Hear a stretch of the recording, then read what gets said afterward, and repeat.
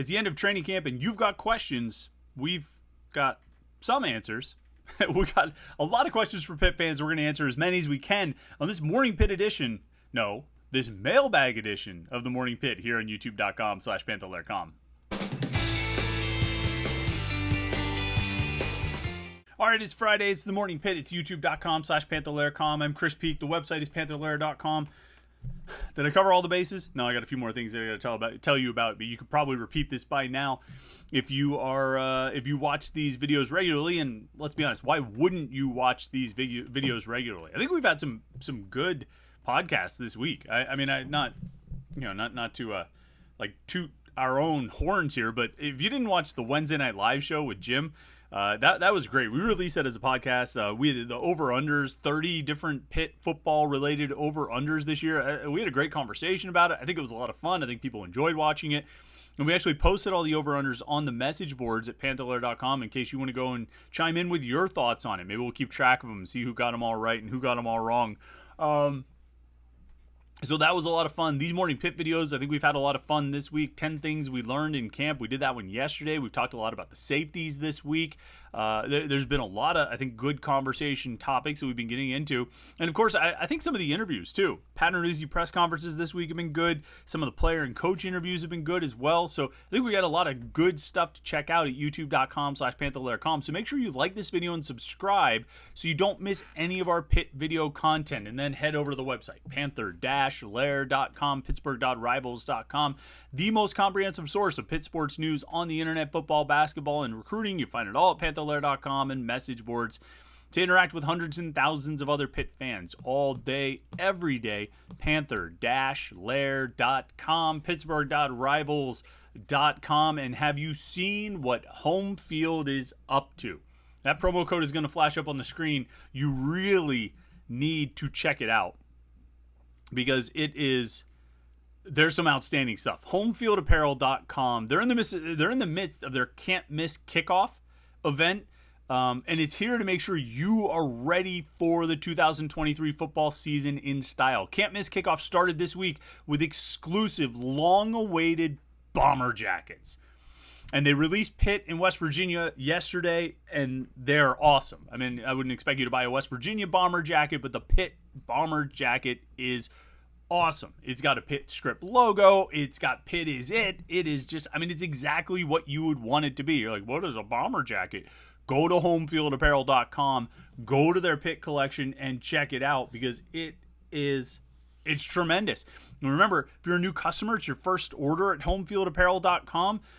You can get 15% off with the promo code LAIR23. So you can get this sweet bomber jacket, promo code LAIR23, 15% off. Each and every day from now until kickoff, Homefield's can't miss kickoff event will be unveiling an exciting, new, never before seen apparel offering that you just can't miss. And look, you're probably a Pitt fan. That's why you're watching this video. You want Pitt gear, but their stuff for a lot of schools is awesome. They're rolling out tomorrow a new Ole Miss collection, which, like, Ole Miss, whatever you want to say about Ole Miss, I mean, it's a sweet logo and color set, and I can't wait to see what Homefield does with it. So that's the great thing about Homefield is, like, they have awesome Pitt gear, but they have awesome stuff for schools across the country. Homefieldapparel.com. Use the promo code on your first order, LAIR23. You'll get 15% off, and then you'll be like, this stuff is so good, I would pay full price.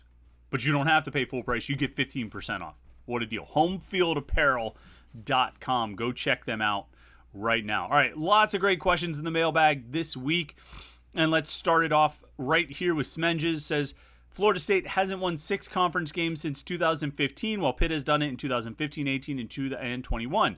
Which teams do you think win 6 ACC games this season? Now, that's a great question because we were just talking today about last year and kind of the final standings in football last year and where they ended up. I want to bring up last year's standings just to be sure about it. Clemson, of course, went 8-0. Florida State only won 5 games. Carolina went 6-2. And I think more often than not, if you look back since the conference expanded in 2013, playing eight conference games every year, since then, except for 2020 when they played 10 conference games, you typically only see one or two teams that get to that 6-win plateau. And usually if you can go 6-2, you're probably going to win in the divisional format, you were going to win your division. I think there's one or two times where a team went 6-2 and either lost a tiebreaker or they were in Clemson's division, and Clemson went 8-0, so 6-2 wasn't good enough to cut it. But typically 6 wins in conference play is good enough to get you to Charlotte, and I suspect it will be this year as well. If there's only going to be 2 or 3 teams, I think there's a handful of candidates. Clemson's the king until it stops being the king, and it was only briefly not the king in 2021 when Pitt won the conference. But it's hard to bet against Clemson winning, 7-8 games again in conference play. They're at the point now. I think that program has established itself to the point where we expect them to reload and just start up again, rather than worrying, who's going to be their quarterback, what are they going to do here, what are they going to do there. They've recruited great. They're obviously very good coaches, and they've built the program and the stability. So I feel like Clemson returns to that level. Florida State obviously is a trendy pick to do so as well. I think NC State is sort of a sleeper pick that a lot of people are looking at.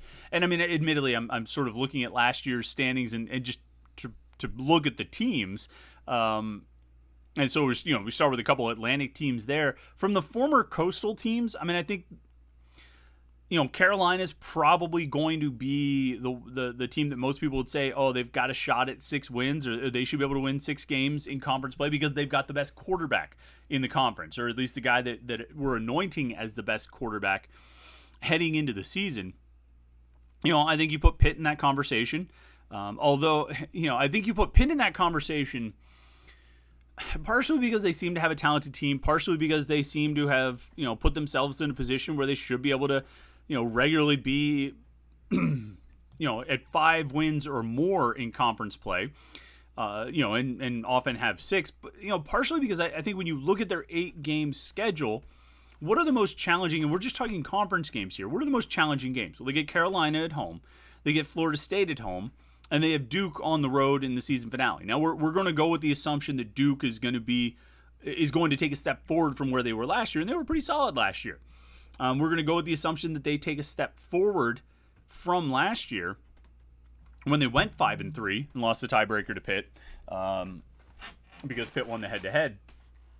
We're going to assume Duke takes a step forward. I think they would be a team that are sort of knocking on the door of that 6-win number. But if you look at Pitt's 8 ACC opponents, I think there's really only 3 that you would consider as candidates to push for 6 wins in conference play. And it's Carolina, it's Florida State, and it's Duke as we sit here at the beginning of the season.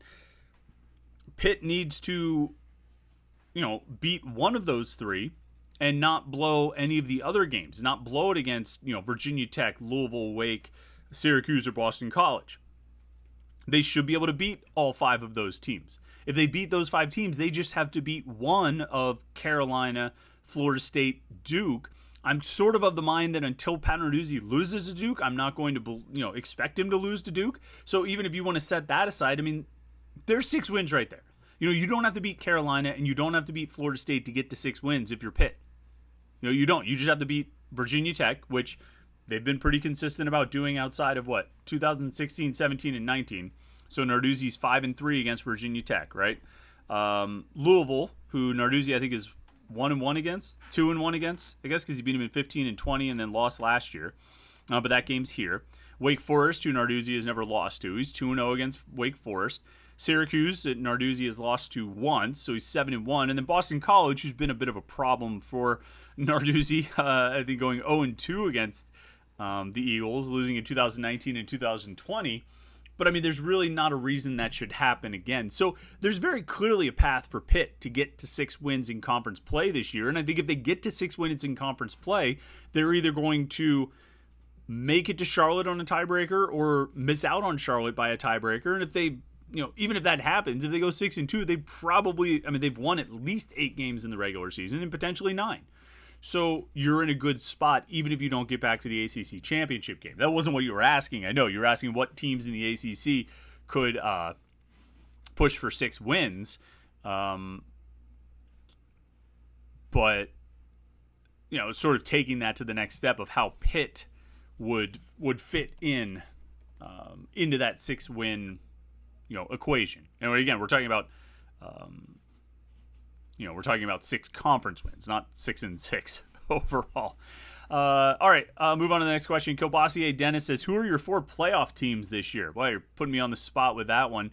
I'm buying in on Michigan like everybody else. I'm gonna buy in Georgia for the same reason I'm buying in on Clemson in the ACC, is that the king stays the king. I'm buying in on those 2.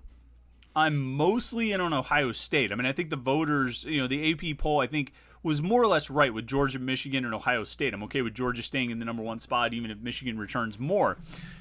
For that 4th spot, I think LSU is a legitimate contender because I think Brian Kelly's one of the best coaches in the game. And, I mean, you don't like it, and you don't have to like it, but, I mean, Penn State's got to be in that conversation, I would think. Question marks for sure. You need to see the quarterback do it long term, but they're in that conversation. And is Texas back? Texas is probably, is being 11 in the AP preseason poll. Texas could be a bit of a sleeper there, but, we'll see. Hail to Pitt 07. This is a question. I like this. Who has more yards this year, Kenny Johnson or the running back 2, whoever that ends up being? So this is interesting.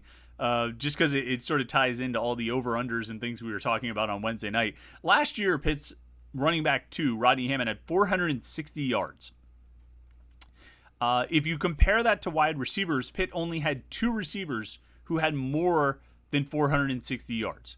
So if we're assuming that Bud Beans and Kanate Mumfield are still the top 2 receivers on the team, you're going to need a considerable amount more production out of the number 3 receiver, if that ends up being Kenny Johnson, to top what the number 2 running back did last year. Again, Rodney Hammond in 8 games had 460 rushing yards. I think it's safe to assume that Sebo Flemister, if he is in fact the running back 2, I think it's safe to assume that Sebo Flemister will have, I would think,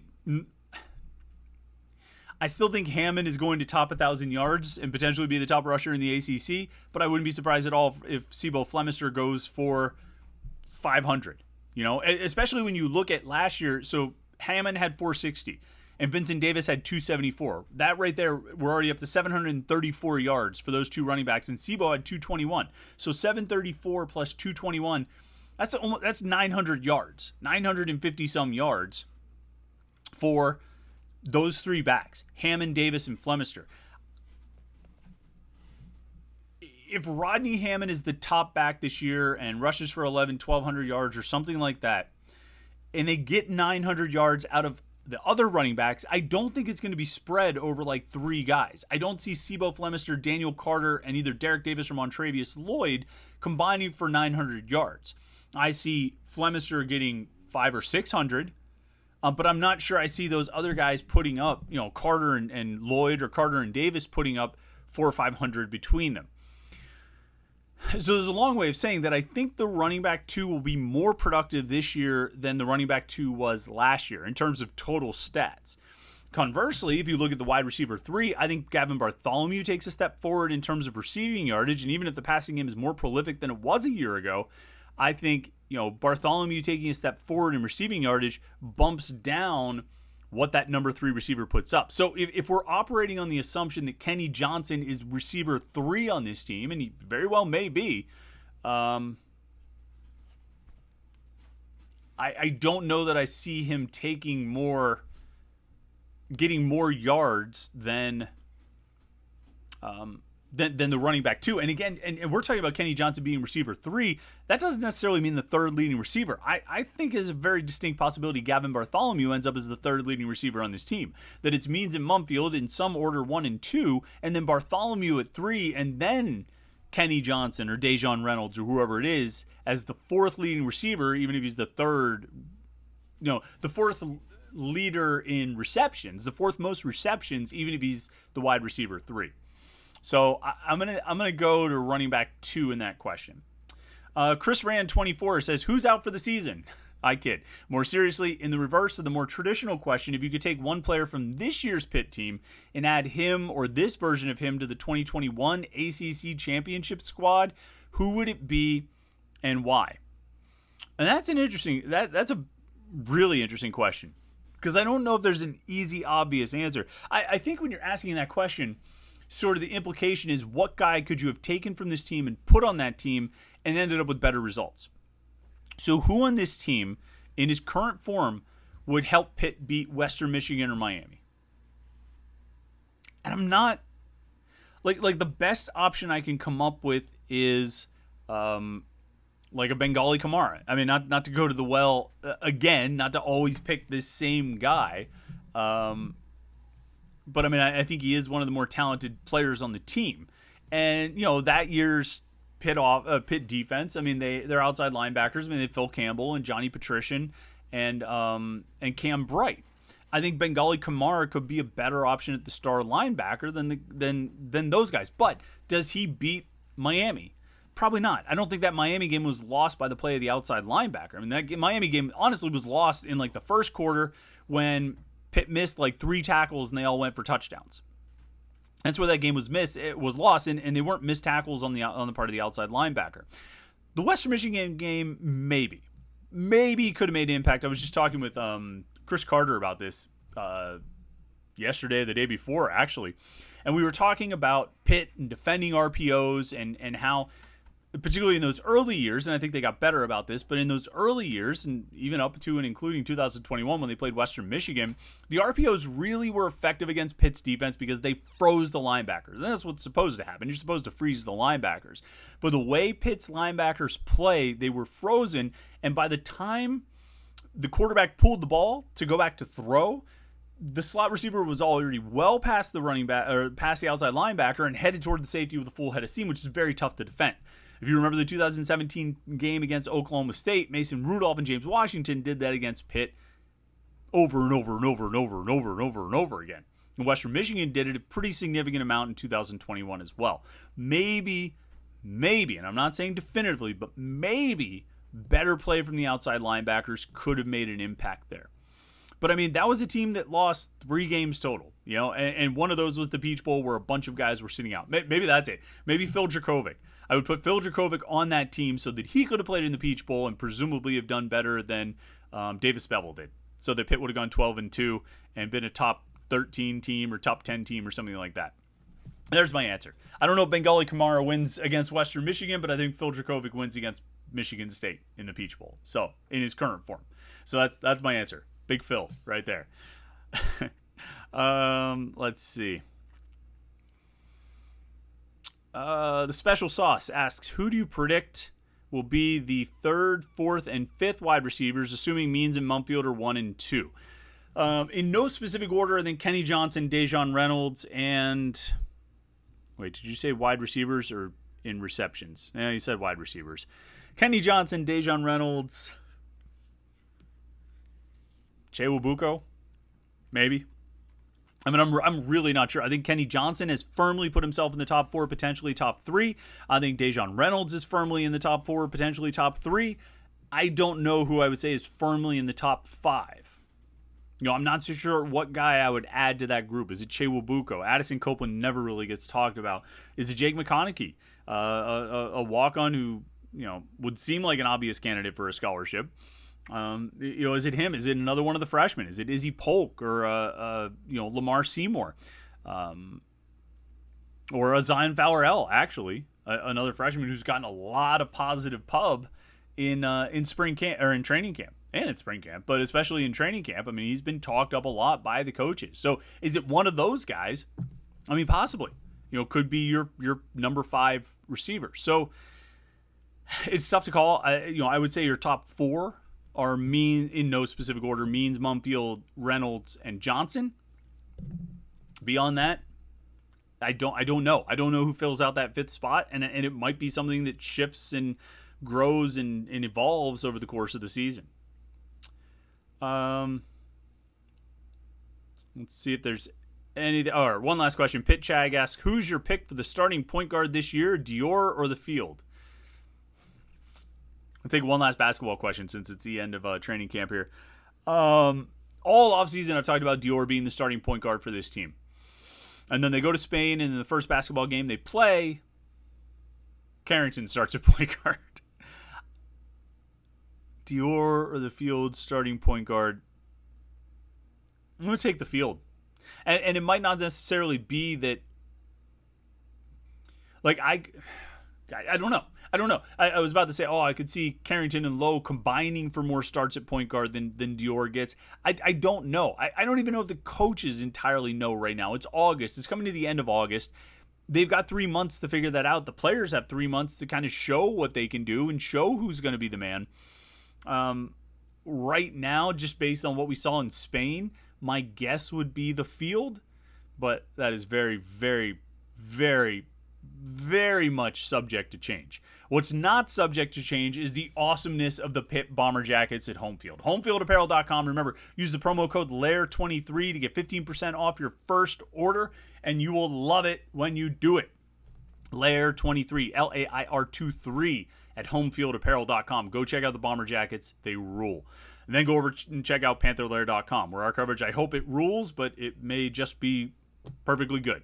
Panther-Lair.com, Pittsburgh.rivals.com for all the latest Pitt sports news and the message boards. And with the season starting, you're going to want to be on the boards talking to other Pitt fans, and of course our YouTube channel here, youtube.com/Panther-Lair.com.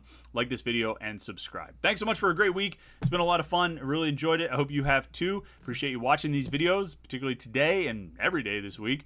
I hope you've had a great week. I hope you have a great Friday. Hope your weekend goes well. And then, brother, it is time for game week. Can't wait. We'll have a great episode for you on Monday, and then it's the real countdown to Wofford, Saturday, September 2nd at Acrisure Stadium. We'll be counting it down. It's a week from tomorrow. You know we'll have a lot to talk about next week. So stay tuned right here for the Morning Pit on youtube.com/Panther-Lair.com.